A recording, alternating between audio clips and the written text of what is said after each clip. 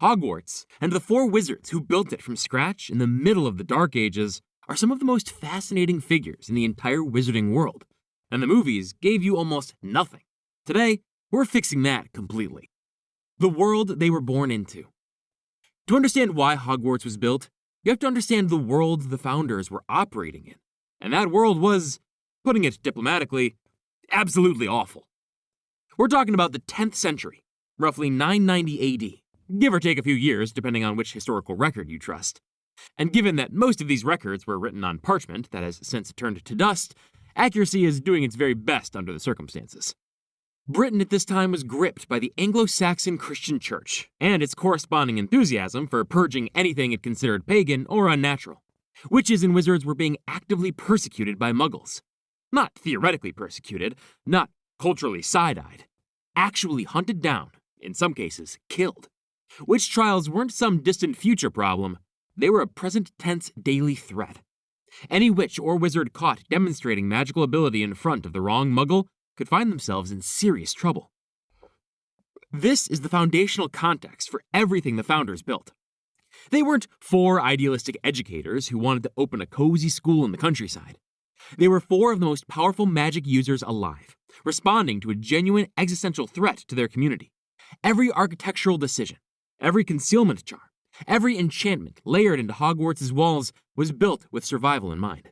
Muggles who wandered onto the school's grounds would see nothing but ruins and signs warning them to stay away. The location itself, deep in the Scottish Highlands, was chosen specifically because it was remote enough to be defensible and hidden enough to go unnoticed. The exact coordinates have never been made public, and that's not an accident. It's the same impulse that made the founders build the school in the first place. If they can't find you, they can't burn you. The school crest carries a motto that Rowling later explained in an interview. Draco dormiens nunquam titilandus. Never tickle a sleeping dragon. On the surface, it's whimsical. Underneath it, it's a philosophy about not inviting conflict you could easily avoid. Don't poke things that could destroy you. Given that two of the founders would end up in a bitter falling out that left a murderous basilisk under a school full of children, perhaps the motto was more aspirational than descriptive. How Hogwarts actually began. Here's where the founding story gets a little more specific than the movies ever let on. The four founders, Godric Gryffindor, Rowena Ravenclaw, Salazar Slytherin, and Helga Hufflepuff, were already well-known figures in the wizarding world before they co-founded anything. They weren't four strangers who met at a convention and decided to open a school. They were established, accomplished, and, in some cases, already friends with each other. The origin of the school's name itself comes directly from Rowena Ravenclaw, and it came to her in a dream. In this dream, a warty hog led her to a cliff top beside a lake. She took this vision as a premonition, a deliberate message about where the school should be built. The cliff by the lake became the literal foundation of the castle. The dream also informed the name, Hogwarts. Part hog, part warts, entirely impractical to put on a business card, but here we are. Each founder was given autonomy over their own house, their own admission standards, their own values, their own vision for what Hogwarts should produce. The Sorting Hat, in one of its early songs, sums it up cleanly. Gryffindor prized the bravest above all. Ravenclaw wanted the cleverest. Hufflepuff valued hardworking, loyal students, and Slytherin sought those of great cunning and ambition. For a period of time, the founders handled sorting personally. They would assess incoming students themselves and place them where they saw fit. This worked brilliantly, right up until they acknowledged the rather inconvenient truth that they were mortal and wouldn't live forever. The solution was the Sorting Hat, and its creation is one of the most underestimated moments of magical ingenuity in the entire series. Godric Gryffindor removed his hat from his head, a perfectly ordinary, battered leather hat, and it suggested that the four of them pool their magic to enchant it into a sentient being capable of reading minds and making decisions. That's the kind of idea that sounds simple and is actually staggeringly complex. They didn't just charm the hat, they imbued it with fragments of their own wisdom, so that it could assess students against the values each founder had prioritized. The result is an artifact that, 1,000 years later, is still doing its job every September 1st, which is either a testament to extraordinary magical craftsmanship or evidence that Hogwarts has a truly catastrophic maintenance budget.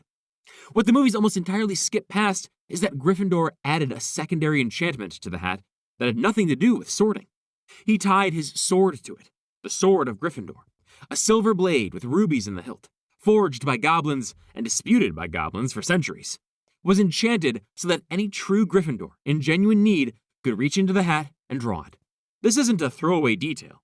It's why Harry could pull the sword from the hat inside the Chamber of Secrets 1,000 years after Godric died. Gryffindor planned for futures he'd never lived to see. Godric Gryffindor, the warrior educator. Godric Gryffindor was born sometime before 960 CE, in a village in the West Country of England. That village was later named Godric's Hollow in his honor. The same village, a millennium later, that would become home to the Dumbledore family, and then to James and Lily Potter. History has a sense of poetry, even when it's being inconvenient. He was, above all things, a duelist, one of the most formidable of his era, comfortable with both a wand and a sword. His physical description, broad-shouldered, red hair described as a lion's mane, matches the symbolism of his house so precisely that it reads like someone reverse-engineered the man from the metaphor. One of the most interesting aspects of Godric Gryffindor that history tends to quietly overlook is his political stance. He was the most vocal supporter of Muggle-born wizards among all 4 founders.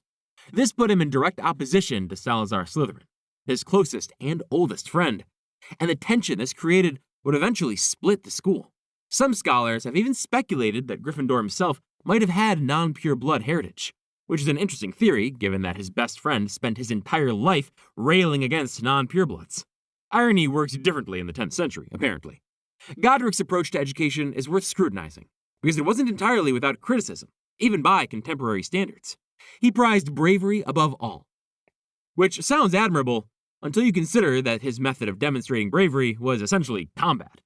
He was a man who reached for his sword when faced with an argument, who defined courage through the willingness to fight. This philosophy has a dark side. It trains students to resolve conflict through confrontation, rather than through diplomacy. The Gryffindor House's 1,000-year track record of rushing headlong into danger and occasionally saving the world, largely despite themselves, supports this reading. The story of the Sword of Gryffindor is worth telling in full because the movies compress it into a simple, magic sword exists. It's actually a story about a diplomatic incident that nearly became a brawl. Godric commissioned the sword from Ragnuk I, one of the greatest goblin silversmiths alive. The goblins crafted it. Then, Ragnuk, being a goblin with a long memory and a flexible relationship with the truth, spread a rumor among the goblin community that Gryffindor had stolen it from him. A group of goblin enforcers, described diplomatically as easily manipulated, tried to assault Gryffindor and take the sword back. Godric responded by drawing his wand, defeating them, and sending them back to Ragnuk with what amounted to a politely phrased threat involving their foundry floor and a considerable amount of blood. The point here is that the sword was always contentious. The goblins never fully accepted that it belonged to Gryffindor, and this dispute runs all the way through the centuries into Harry Potter's era, where the goblins are still, correctly from their legal framework, insisting that the sword should revert to them upon the owner's death. The Goblin Rights subplot in the later books isn't an abstract political tangent. It's a direct consequence of Godric's property dispute from 1,000 years earlier. Godric died sometime in the 11th century. His exact cause of death isn't recorded. What is recorded is the house he left behind. A house that, for all its philosophical complications, produced Albus Dumbledore, the Potters, Minerva McGonagall, and the Order of the Phoenix. Without Gryffindor's contribution, it is genuinely questionable whether the wizarding world would have survived the 20th century. There's one more aspect of Gryffindor's character worth examining: his relationship with his oldest friend. And what their falling out tells us about the limits of loyalty. Gryffindor valued courage. He demonstrated that courage not by following Slytherin into blood purity extremism, which would have been the easy path for a man who clearly loved his friend, but by opposing him when opposition was necessary. That is, arguably, the most complete expression of Gryffindor values in the entire history of the house. Not bravery in combat, bravery in refusal. The willingness to stand against someone you love because what they're doing is wrong. It is a quieter kind of heroism than fighting basilisks, but it is equally Gryffindor, and it cost him his closest friendship. Salazar Slytherin, the necessary villain. Here is where the story gets genuinely complicated, and where the movies do the most damage through simplification. Salazar Slytherin is remembered primarily as the architect of blood purity ideology in the wizarding world, the man who built a secret chamber and hid a basilisk in it, and the founder whose house has produced more dark wizards than any other. All of that is accurate. But reducing him to a straightforward villain ignores the historical context that made him. He was born in Britain. He was raised in an environment of profound anti-Muggle sentiment, and there are reasons for this that go beyond simple prejudice. 10th century England was under the influence of the Anglo-Saxon Christian Church in a particularly zealous phase of its history. Magical families were actively targeted. Witch hunts weren't a literary metaphor. They were a real-world methodology for dealing with anything the church considered threatening. Slytherin's hatred for non-magical people didn't emerge from nowhere. It emerged from a context where non-magical people were, by documented record, attempting to kill magical people with considerable enthusiasm. This doesn't excuse what Slytherin did. It adds context. There is a difference. What Slytherin was, beyond his ideology, was extraordinarily accomplished. He was a parselmouth, a speaker of Parseltongue, the language of snakes. This rare ability, shared by figures like Harpo the Foul in ancient Greece, and later by Tom Riddle, gave him a level of control over serpents that most wizards couldn't match.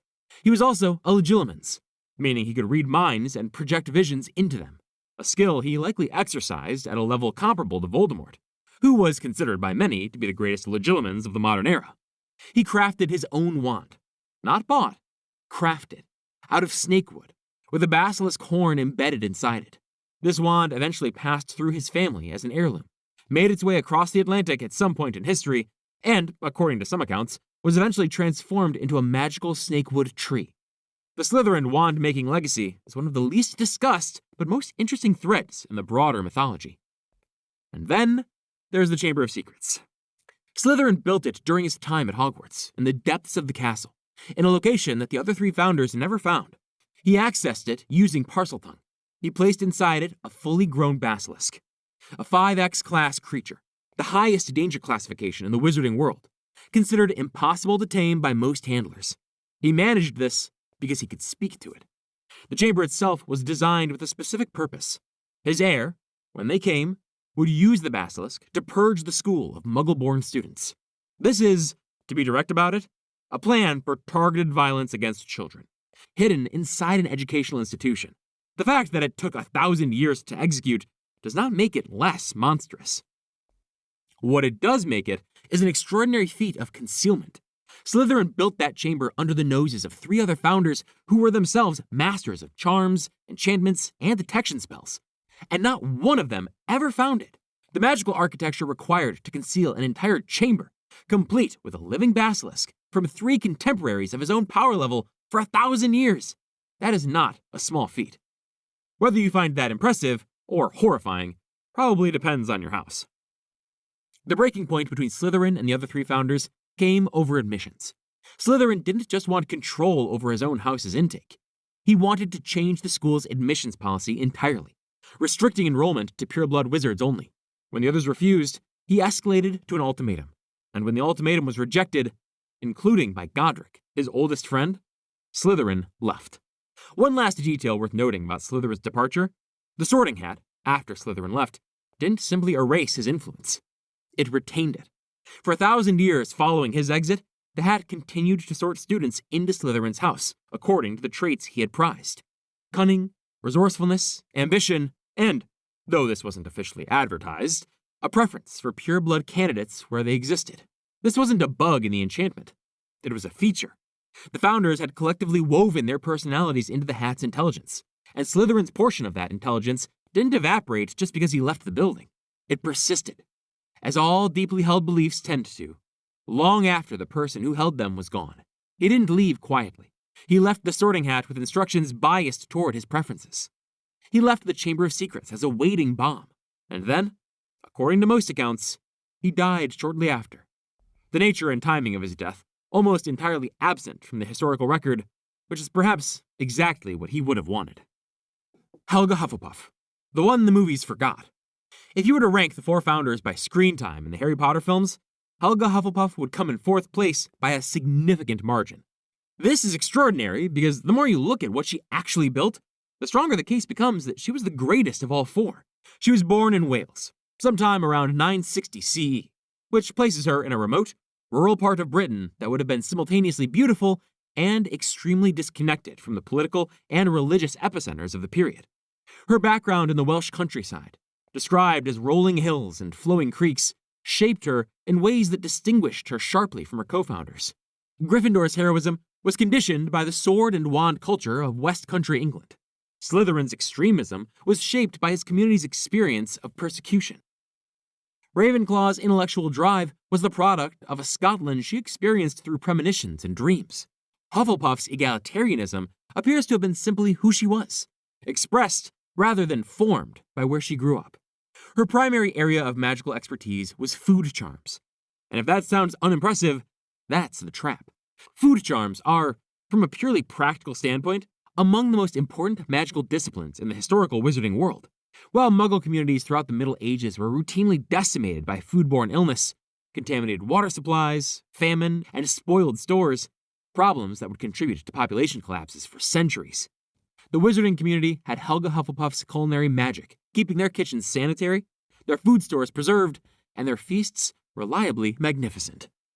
This isn't a trivial contribution. The gap in life expectancy between magical and non-magical communities throughout the medieval period was meaningful, and food safety was a significant part of it. Hufflepuff's ability to advance this discipline likely saved lives in ways that aren't quantifiable because nobody thought to write them down. Her house admissions policy was the starkest departure from her colleagues. Godric wanted the brave, Rowena wanted the clever, Salazar wanted purebloods. Helga took everyone else. And she did so not as a consolation prize, but as a deliberate philosophical statement. Every witch and wizard deserves a quality magical education, regardless of what raw traits they displayed at 11 years old. The distinction is a meaningful one pedagogically. The other three founders were selecting for qualities students had already possessed at intake. Hufflepuff was selecting for potential and committing to cultivate it. A school that only admits students who are already brave, already clever, or already from the right bloodline is sorting talent, not creating it. A school that takes everyone and commits to teaching them, that's actually doing education. By that standard, Hufflepuff's approach was the most academically sound of all four. When Slytherin began pushing for pureblood admissions policies, it was Helga, not Godric, who is thought to have led the resistance. The woman who took all students wasn't going to stand by while someone tried to exclude a category of them. There is a certain poetic logic to this. Gryffindor opposed Slytherin loudly and on principle, but Hufflepuff's opposition came from a deeper, quieter place. She had spent her entire career teaching students that everyone who possessed magic deserved to develop it. Slytherin's ultimatum wasn't just politically objectionable to her. It was a direct contradiction of her life's work. She lived out her days at Hogwarts after Slytherin's departure, and according to the records, such as they are, her later years were quiet. She passed sometime in the 11th or 12th century. Her legacy is the Hufflepuff House, the Great Hall of Feasts, and a teaching philosophy that is, honestly, the most defensible of all four by modern standards. J.K. Rowling has stated in interviews that if she were being sorted, she'd want to be in Hufflepuff. That's the creator of the universe advocating for the house everyone spent 7 books underestimating. Worth noting. Rowena Ravenclaw, the architect of intelligence. Rowena Ravenclaw came from Scotland, from a narrow valley in the Scottish Highlands. Of the 4 founders, she's perhaps the most complicated, because she was simultaneously one of the most brilliant witches in recorded wizarding history, and, by most accounts, a fairly poor mother. But we'll get to that. Her magical abilities were centered on charms, and she pushed that discipline further than almost anyone before her. Her mastery was such that she created the Diadem of Ravenclaw, an enchanted crown said to grant its wearer exceptional wisdom. If that sounds like something you'd see in a fantasy novel's magical item catalog, that's because it is, functionally, the most powerful intellectual enhancement device in the wizarding world. If the diadem worked exactly as advertised, it might be the most impressive magical artifact we learn about in the entire series. She also, according to legend, designed Hogwarts' shifting staircases and the castle's deliberately bewildering floor path. The staircases that move, the rooms that appear in different places, the doors that refuse to open unless you ask nicely. That's Rowena. This isn't just a whimsical architectural flourish. It's a security system. A castle with a predictable layout is a castle that can be navigated by an enemy. A castle that redesigns itself regularly is a castle that keeps its inhabitants guessing in ways that also, conveniently, keep intruders confused. Her approach to student selection was strict. She wanted the cleverest students, full stop. Not the most potential for cleverness, not the most effort applied to learning, the most demonstrably intelligent at intake. This created a house with a well-deserved reputation for academic achievement and, depending on who you ask, a slightly insufferable sense of intellectual superiority. The Ravenclaw eagle is sharp-beaked for a reason. The famous Ravenclaw eagle knocker that asks riddles to gain entry to the common room is the architectural expression of a founder who believed that if you couldn't solve a logic puzzle, you probably shouldn't be in the building. Her most famous graduate, at least in terms of world-building significance, is Garrick Ollivander, the wand maker who supplied both Lord Voldemort and Harry Potter with the tools they would eventually use to try and kill each other. The connection between Ravenclaw's intellectual tradition and Ollivander's obsessive, encyclopedic understanding of wand lore is not coincidental. And then there's Helena, Rowena's daughter enrolled at Hogwarts.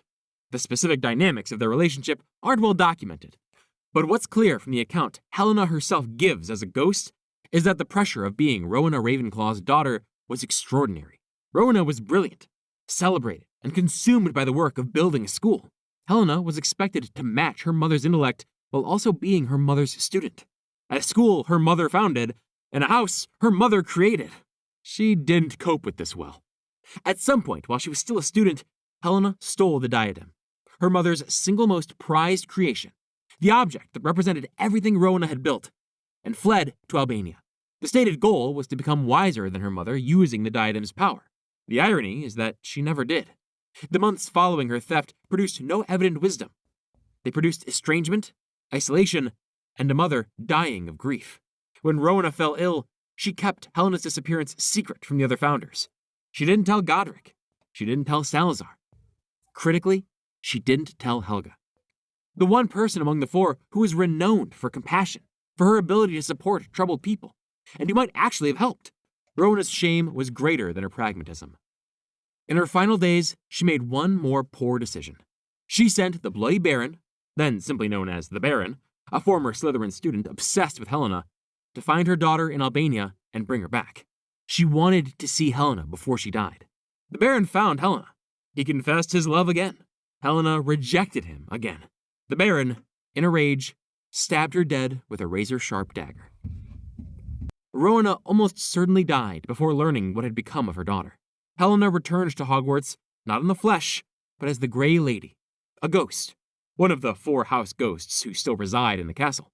The Baron became the Bloody Baron, Slytherin's house ghost, who carries the chains as penance and the silver bloodstains that cannot be cleaned away, because he killed the woman he claimed to love.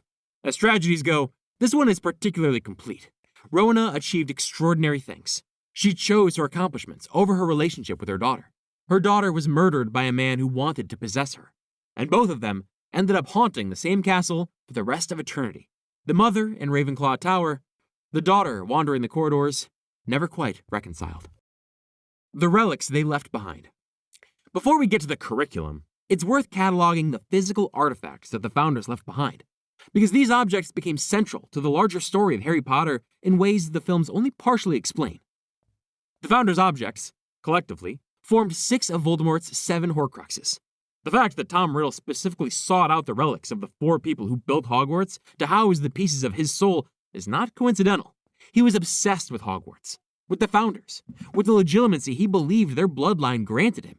Using their most prized possessions as vessels for his immortality was a statement of ownership over the institution and its history. It also, conveniently, gave Harry Potter and his friends a treasure map in the form of a school curriculum. The curriculum they built. Before the falling out that resulted in Slytherin's departure, all 4 founders worked together to build what was, by any measure, a comprehensive magical education system. The curriculum, at its peak, covered 21 subjects. These were astronomy, charms, dark arts, defense against the dark arts, flying, herbology, history of magic, potions, and transfiguration as core subjects, the ones the movies focus on. But beyond those, Hogwarts also offered arithmancy, the magical study of numbers and their properties, care of magical creatures, divination, muggle studies, study of ancient runes, alchemy, ancient studies, apparition, art, ghoul studies, magical theory, and xylomancy, which is divination by examining sticks and plant matter. And yes, it is a subject, and yes, it sounds exactly as niche as it is. The breadth of this curriculum is worth appreciating. These were people who had taught themselves. There was no Hogwarts before Hogwarts. The magical knowledge that each founder possessed was self-acquired, informally educated, built up through individual study, apprenticeships where they existed, and raw talent. The fact that they could translate that into a structured, multi-decade curriculum covering everything from flying basics to the most advanced theoretical magic is genuinely remarkable. Consider what each subject represents in terms of founder contribution. Charms was Hufflepuff and Ravenclaw territory. Both were known as exceptional charm casters, and both could have influenced how the subject was taught and structured. Transfiguration, the discipline of fundamentally altering the nature of matter, is one of the most demanding branches of magic. It requires extraordinary precision and intellectual rigor, which aligns with Ravenclaw's philosophical properties. Defense against the dark arts and the now banned dark arts curriculum itself would have been Slytherin's domain, and his understanding of dark magic, legilimency, Parseltongue, basilisk breeding, would have given him a unique perspective on what threats students needed to be prepared for. Gryffindor's contribution would have been felt most strongly in the flying curriculum and in the warrior philosophy that underpinned the defense classes. A man who fought with both wand and a sword would have insisted that magical education include practical combat readiness. This is also why Hogwarts has a Quidditch pitch, not as a sporting afterthought, but as an extension of flying training that had real practical applications in an era when brooms were a primary mode of transport and escape. Herbology's inclusion reflects the broader commitment to magical ecology, understanding and working with magical plants, which have uses in potions, in healing, and in a dozen other disciplines. The fact that Hogwarts kept extensive greenhouses, including one that housed mandrakes, devil snare, and other dangerous botanical specimens, suggests the founders understood that magical knowledge required direct encounter with magical material. You can't learn from a textbook that mandrake screams can be fatal without eventually having to handle a mandrake. History of magic is perhaps the most telling inclusion of all. These four people, who were already becoming historical figures during their own lifetimes, built a class specifically dedicated to understanding where the wizarding world came from. Whether Professor Bin's delivery of this material across the following millennia was what they had in mind is a different question. But the intent, that students should understand the history of their own community, including its conflicts, its persecution, its slow establishment of rights and structure, was a deliberate, pedagogical choice. It also raises an interesting point about the founders and power, because they were largely self-taught, working without the benefit of a structured magical education, without 1,000 years of accumulated scholarship to draw from. They were, in some respects, building the map as they walked the territory. Dumbledore and Voldemort, for all their extraordinary abilities, studied at Hogwarts. They had the advantage of everything the founders built without the handicap of having had to build it. Whether that makes later wizards more powerful is genuinely uncertain, but it does make the founders' achievements more remarkable in context. They did more with less from a standing start. The falling out and what it left behind. The relationship between the four founders didn't end neatly. It ended because Salazar Slytherin pushed it to breaking point. The debate over Muggle-born admissions wasn't a single argument. It was a prolonged, escalating conflict that built over years as Slytherin's rhetoric grew more extreme and more absolute. He wasn't asking for moderation. He was demanding that Hogwarts become a pure-blood institution from top to bottom. Godric, Helga, and Rowena refused. This was a school. Its purpose was education. The magical ability that granted a student admission wasn't dependent on bloodline. The evidence was right in front of them, in their student body, every year. Muggle-born students were achieving results that matched or exceeded their pure-blood counterparts. The argument for exclusion was ideological, not empirical. Slytherin left, and the three remaining founders carried on. They presumably continued teaching. The historical record, thin as it is, suggests that life at Hogwarts became quieter, more settled after Slytherin's departure. Godric missed his old friend. Whether he regretted how things ended is not recorded, but the fact that the enchantment connecting the sword to the sorting hat was never removed suggests he didn't fundamentally rethink what the school stood for. How powerful were they actually? This is one of the more genuinely interesting questions the lore raises, and one the books and films deliberately leave vague. The easy claim, that the founders were the most powerful wizards in history, runs into a few problems when scrutinized. Historical figures tend to get mythologized. The founders were probably excellent. Whether they were Dumbledore level or Voldemort level is genuinely uncertain. On the other hand, the founders' accomplishments speak for themselves. The most accurate framing is probably this. They were each specialists of extraordinary depth, operating in a different era, Comparing them to Dumbledore or Voldemort is like comparing a Renaissance polymath to a modern specialist. Different tools, different knowledge base, but potentially comparable genius. There's also the question of what it means to measure magical power at all. Power, in the wizarding world, is contextual. Voldemort was extraordinarily powerful in combat and exceptionally skilled at the unforgivable curses. Dumbledore was widely considered the most powerful wizard of his era, but his power was in part a function of his wisdom, knowing when not to use his abilities. Slytherin's power was deceptive and architectural, the ability to conceal, to manipulate, to build traps that others couldn't detect. Gryffindor's was direct and overwhelming, the kind of power that resolves confrontations by being the most dangerous person in the room. Ravenclaw's was intellectual, the ability to invent enchantments that nobody else had conceived.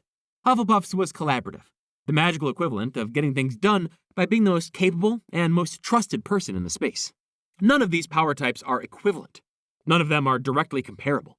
The founders were extraordinary. So were Dumbledore and Voldemort. Asking which group was more powerful is a bit like asking whether a hammer is more powerful than a scalpel. The answer is, it depends entirely on what needs to be done, and a surgeon would give you a very different answer than a carpenter. What is beyond dispute is the scale of what they left behind. 4 people, working in the Dark Ages with no institutional precedent, built a school that has been operational for over 1,000 years, that has survived multiple attempts at destruction, that weathered a siege by the most powerful dark wizard of the 20th century, and that continues to function. Whatever the exact measure of their raw magical ability, the durability of their work is the most honest testament to it. If you want to know how the magic systems that powered everything the founders built actually work, the enchantments, the charms, the ancient disciplines they mastered, check out our video on all magic systems the Harry Potter movies never explained, linked right here. Because knowing the history is one thing, understanding the mechanics is where it gets really interesting.